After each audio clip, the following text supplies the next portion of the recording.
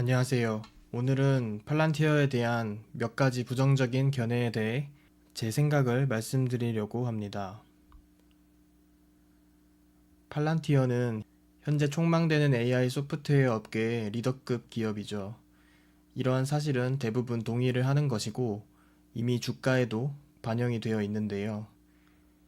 그러나 세상을 바꾸는 기업들이 겪었듯 팔란티어에도 항상 부정적인 견해가 따라다니며 혼란스러움이 생기죠. 최근에 발생한 큰 주가 상승 후에는 더욱더 의견 차이가 갈리는 모습을 볼 수 있는데, 이는 팔란티어를 바라보는 관점에 따라서 달라지는 밸류에이션 폭이 크게 차이 나기 때문입니다. 어딘가 익숙한 느낌이 들죠. 팔란티어 이전에 또 다른 혁신 기업인 테슬라가 이러한 과정을 겪어왔고, 엄청난 고성장을 통해 세계 최고의 기업 중 하나가 된 지금도 테슬라에 대한 의견의 차이는 매우 큽니다. 테슬라를 전통적인 자동차 제조사로 바라본다면 테슬라의 밸류에이션은 당연히 말도 안 되는 수준의 고평가겠죠. 하지만 자율주행 소프트웨어와 로봇을 포커싱한다면 아직도 저렴한 혁신 기업이라고 생각합니다. 이처럼 팔란티어도 끝없는 밸류에이션 논란 속에서 성장할 확률이 높고, 그렇기에 큰 변동성에 휘말릴 확률도 높을 것입니다.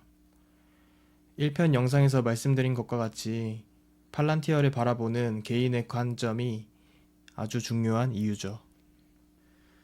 첫 번째 의문점입니다. 팔란티어가 잘하는 건 알겠는데 그렇게까지 대단한 AI 소프트웨어냐? 라는 의문점이 있죠. 이것은 팔란티어의 성장성에 대한 의문점입니다. 팔란티어와 같이 높은 밸류를 받는 기업은 성장성이 밸류에 포함이 되어 있죠. 저는 오히려 아직도 성장성이 저평가된 것이 아닌가 하는 반대 의견을 가지고 있는데요. 팔란티어는 오랜 기간 동안 정부를 상대로 하는 매출로 회사를 성장시켰습니다. 주로 미군과의 계약이 많은데 이 부분이 팔란티어 소프트웨어의 퀄리티를 보장해주는 지표라고 생각합니다.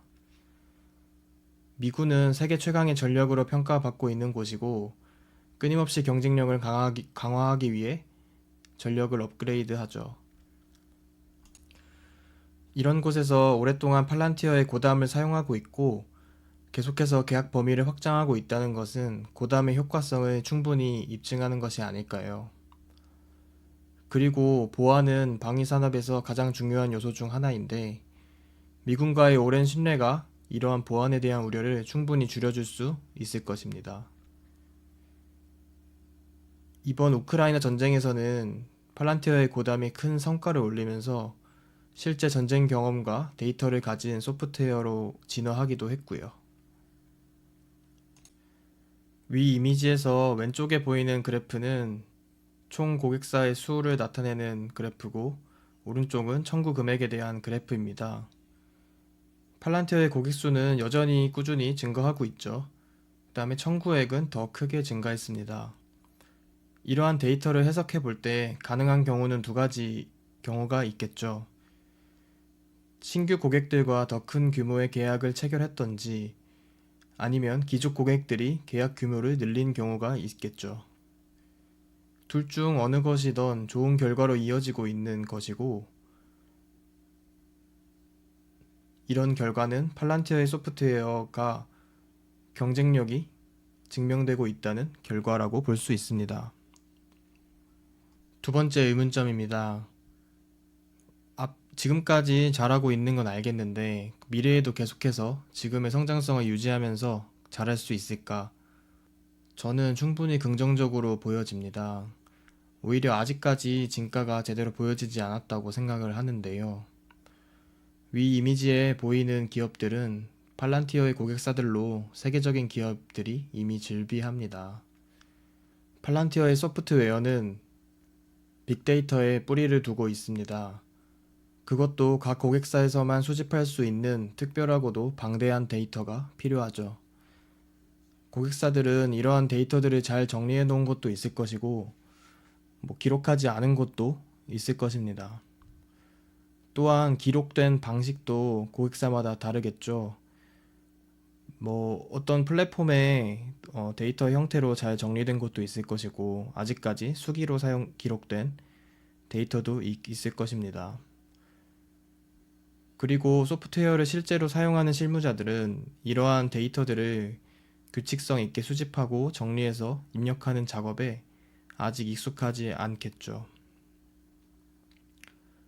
팔란티어는 이러한 문제를 해결하기 위해 AIP를 출시했습니다. AIP는 팔란티어 소프트웨어의 LLM 서비스로 챗 GPT를 사용하는 것과 같이 팔란티어의 소프트웨어를 사용할 수 있죠. 인간에게 친숙하고 쉽게 소통해서 보다 더 효율적인 결정과 처리를 빠르게 할 수 있게 돕는 것입니다. 이러한 AIP가 이제 고객사들에게 보급이 되고 데이터는 점점 잘 정리되고 실시간 데이터들은 잘 연결될 것이고 각 기업의 실무자들은 AIP 환경에 시간이 지날수록 익숙해지겠죠. 고객사의 환경이 그런 레벨에 도달할 때 팔란티어 소프트웨어의 진가가 발휘되지 않을까요? 그때쯤이면 테슬라가 세계 1위의 전기차 기업이 되었듯 팔란티어의 경쟁력도 모두가 알게 될 것입니다. 얼마나 놀라운 퍼포먼스가 보여질지 기대가 되는 시기죠. 세 번째는 거시 경제 환경이 좋지 않다는 지적인데요. 이 부분은 저도 좀 우려되는 부분이긴 합니다. 지금은 고금리 시대고 고금리 시대의 장기화는 부채 비율이 높은 대부분의 성장 기업의 실적을 악화시키죠. 이자로 지불하는 비용을 감당하기 어렵기 때문인데 팔란티어의 경우 보시는 바와 같이 부채 비율이 매우 낮기 때문에 이런 걱정에서는 조금 해방될 수 있을 것 같습니다.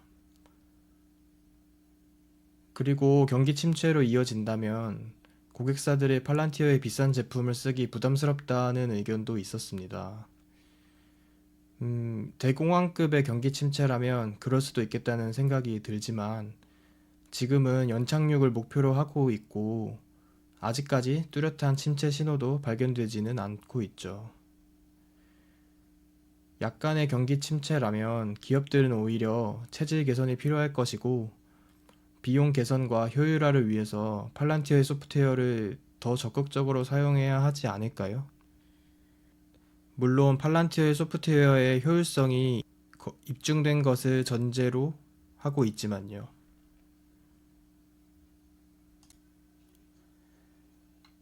결론입니다. 저는 팔란티어에 대해 낙관적인 시각으로 보는 투자자기에 편향이 있을 수 있지만 실제로 그렇게 보입니다. 물론 단기적인 주가의 향방은 누구도 알 수 없고 또 저는 장기간 홀딩하고 있는 가치 투자를 지향하지는 않기에 지지선을 이탈하면 우선 매도할 생각입니다. 지금 여기 보이시는 이 지지선을 이탈하면은 매도를 우선 할 생각이고요. 지금은 다시 추세가 살아나고 있기에 홀딩하고 있지만요. 하지만 이 지지선을 이탈한다 하더라도 언제든 다시 돌아서는 모습을 보인다면 망설임 없이 매수 버튼을 누를 수 있는 종목이라고 생각합니다. 오늘은 팔란티어에 대한 부정적인 견해들에 대해서 제가 분석한 내용과 생각을 좀 말씀드렸습니다. 영상을 보시는 분들의 투자의 관점을 잡는데 조금이라도 도움이 되었으면 좋겠습니다. 내용이 괜찮으셨다면 구독, 좋아요 한 번씩 부탁드리고 더 궁금하신 사항이나 요청 사항은 댓글로 꼭 남겨주세요. 시청해주셔서 감사합니다. 고수가 되는 그날까지.